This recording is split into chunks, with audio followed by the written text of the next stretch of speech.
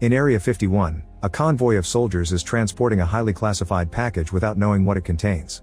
Nearby, a newlywed couple is driving down the same road, and the husband becomes distracted when the wife starts pleasing him.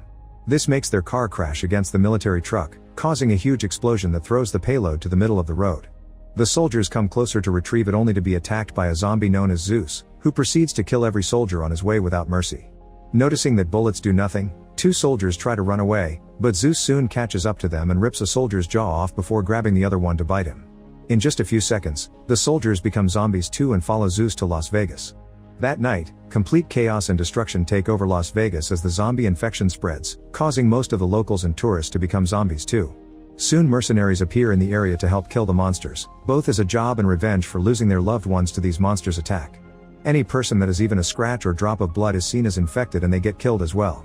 The military also comes to try to deal with the situation, but the zombies go up in numbers incredibly fast and the horde becomes impossible to control. Eventually the whole city gets walled off from the rest of the world. A few years later, the government discusses the possibility of nuking the entire city of Las Vegas, but human rights groups protest against the idea. Former mercenary Scott is working at a diner when he's approached by billionaire casino owner Tanaka, who makes a big offer. There are $200 million under his Vegas hotel, so he wants Scott to gather a team to retrieve the money before the government bombs the city. If Scott accepts, he can take $50 million and split it amongst his crew. Tanaka gives him time to think about it and as proof of good faith, he gives Scott the building's blueprints. Meanwhile, Scott's daughter Kate works as a volunteer at a quarantine zone camp. She's friends with a woman named Gita and helps her look after her two kids. Gita is thinking of joining a mercenary named Lily to make some money to escape from the camp with her children, but Kate warns her it's very dangerous.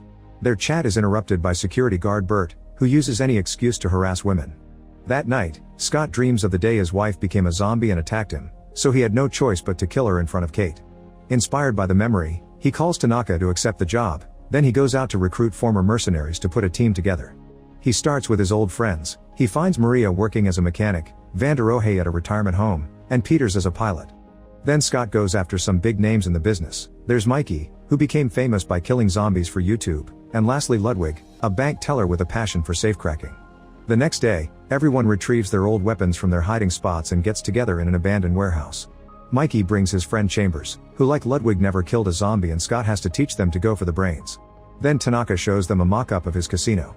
They won't be able to fly in without getting arrested, but there's a helicopter on one of the towers for them to fly out. Tanaka's plan is simple. The team has 32 hours to enter the city, kill any zombies that may still be around, turn on the casino's generator, and reach the vault at the end of a corridor where it'll be surrounded by traps. Then Peters can fly them out of there. Tanaka also makes his head of security Martin go with them. The only issue left is finding a way inside, so Scott goes to see Kate, who isn't happy to see him after years of absence. At first she doesn't want to help, but she changes her mind when Scott promises to share the money with her. Meanwhile, Gita ignores Karen's warnings and asks Lily to take her on her next mission. In the morning, Vanderohe teaches Ludwig how to shoot a gun so he can defend himself. Soon Kate shows up with a refugee bus and takes them to the camp outside the city, where she reveals that Lily will be their guide into Las Vegas. On her way out, Kate finds Gita's kids alone and learns that Gita was lost during the mission, so she punches Lily for it. However, Lily reminds her that Gita knew the risks and that there's a chance she may still be alive. Desperate to find her friend, Kate decides to join the team, which Scott doesn't approve of. Before they leave, Lily claims they need one more person and chooses Bert to come with them. Then Lily guides them through a secret entrance in a container and the team finally makes it to Las Vegas, which has become a small post-apocalyptic land of its own. They barely get to take a few steps before they hear some noises and run to hide while watching a zombie tiger wander around. Once it's gone, the team comes out and suddenly Lily shoots Bert in the leg before tying him up. Lily knew Bert took advantage of women in the camp and brought him to be used as an offering for the zombies in the area, who will leave them alone if they play by the rules. The team hides again and watches how zombie queen Athena comes to sniff Bert before taking him away with the help of another zombie into the Olympus casino. Now the team can keep going, unaware that Zeus is watching from afar. Inside the Olympus, a huge zombie horde is eager to feed on Bert, but they step back when Zeus appears. After checking on Athena's belly, Zeus grabs Bert and bites his arm before throwing him at the horde. Then Zeus goes into another room where he's keeping Gita and two more women, throwing one of them against a wall. Back to the team, they go through a tunnel filled with rotting bodies. There also are a bunch of hibernating zombies, so Lily warns the others not to make loud noises or point their lights at their eyes.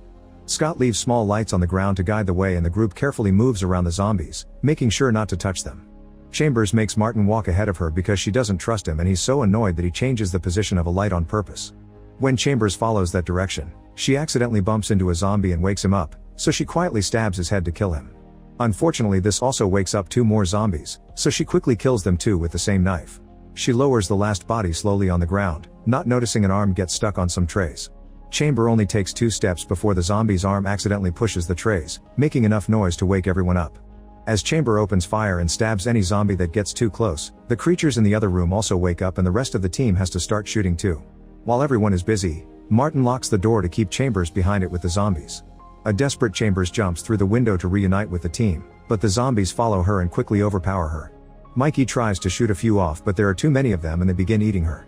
With no other choice, Mikey shoots the gas tank she's carrying to end her pain and blow up all the zombies.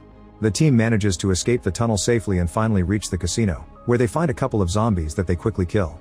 They're shocked to discover another set of blueprints on a table, meaning Tanaka made other teams come in and die for his money, but Martin denies knowing anything about it.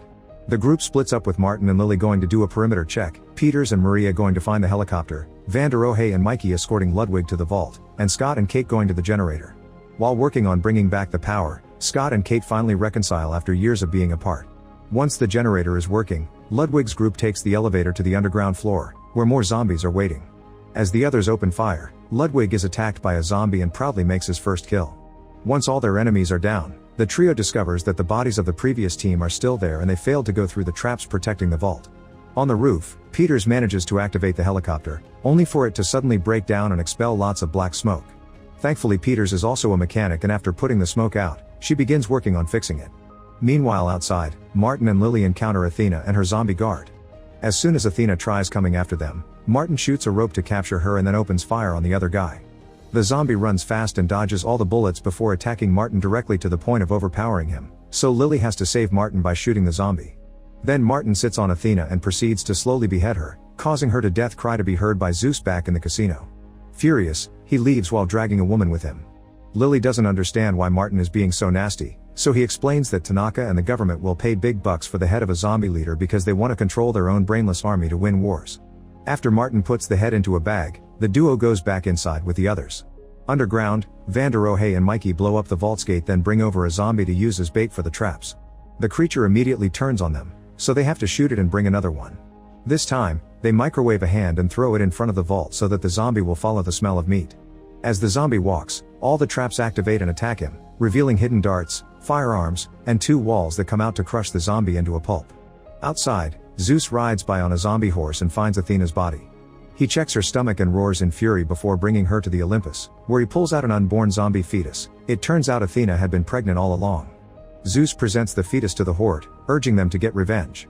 In the casino, the rest of the team watches TV and is shocked to learn that the nuke launch has been moved up, so now they only have until sunset to get the money and flee. Desperate, the group goes to the underground floor to tell Ludwig to hurry up, but he snaps and tells them to stay silent so he can work. The vault has a complicated system of 4 locks, so Ludwig has to hear every little movement going inside that door. While he works, Kate checks on the emergency exit and pretends to lock it, but actually she uses a zombie hand to leave it slightly open. After lots of concentration, Ludwig finally opens the vault and the team celebrates as they start putting away all the money in bags. While everyone's distracted, Kate sneaks out through the emergency exit and has to hide inside an old car because all the zombies including the tiger are running toward the casino. Once the coast is clear, Kate rushes into the Olympus to look for Gita. Seconds later, the zombies take the elevator to the vault room and immediately kill Maria by twisting her neck. Scott begins fighting the zombies, using both guns and a knife to kill them as they come. Some of them move quickly and offer a fair fight, but Scott never gives up and keeps on attacking to avenge Maria until there are no zombies left. They can hear more zombies upstairs though, so the team leaves through the emergency exit. Ludwig and Van der Rohe go back to the vault to grab the money, and at that moment more zombies arrive by breaking through the elevator's ceiling, so the duo has to open fire. The normal zombies begin going down, but soon Zeus arrives wearing a helmet that protects him from the bullets. Van der Rohe decides to fight Zeus hand to hand, however he's quickly overpowered and thrown around like a sack of potatoes. When Zeus is about to bite Van der Rohe, Ludwig hits the zombie from behind and then pushes Van der Rohe into the vault, closing it right before Zeus kills him. Meanwhile Martin goes out first and closes the haystack behind him, leaving the team behind. He reveals Tanaka never wanted the money and that Athena's head has always been the main objective because it's worth 10 times the money from the vault. The zombies begin approaching them, so while Scott and Mikey shoot every creature in sight, Lily uses an electric saw on the wall to create an alternate exit. Outside, Martin opens his bag and discovers he doesn't have the head because Lily exchanged it for a money counting machine. Suddenly he's found by the tiger, who throws him around for a while before eating his head. Back to the team, Lily finishes the hole and they get to leave the vault room, making it to the game area that is currently filled with zombies. Scott, Mikey, and Lily go inside and begin shooting like crazy, killing zombies all over the room while trying to move toward the other elevator. When Scott runs out of bullets, he uses some tables to defend himself while he reloads. Some zombies manage to come closer, but Scott is strong enough to fight them off before keeping on shooting.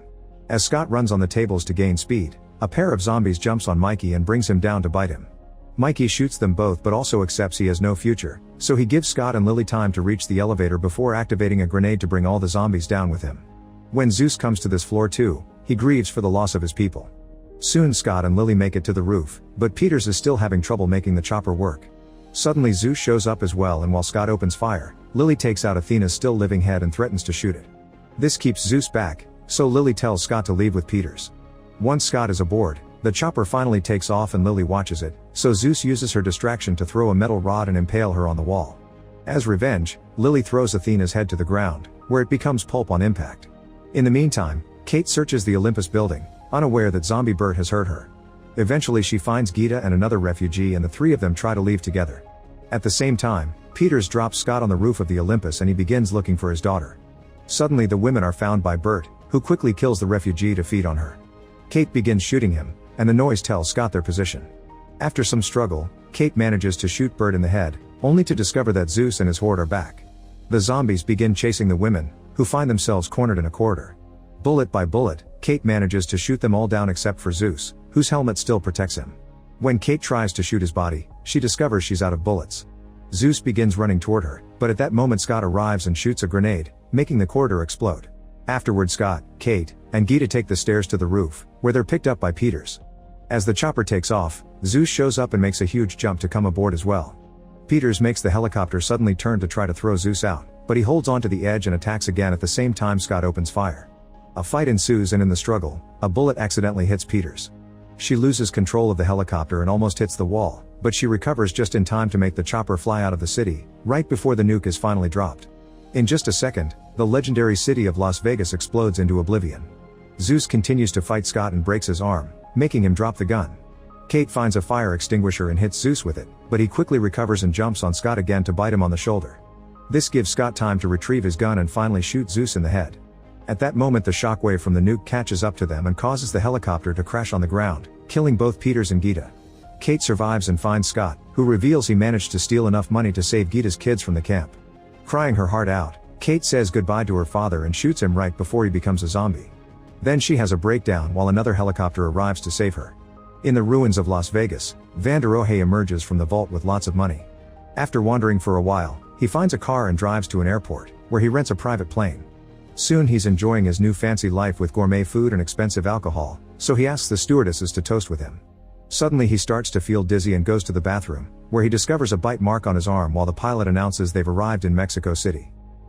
Make sure to subscribe and turn on notifications so you can watch more videos like this. Thanks for watching.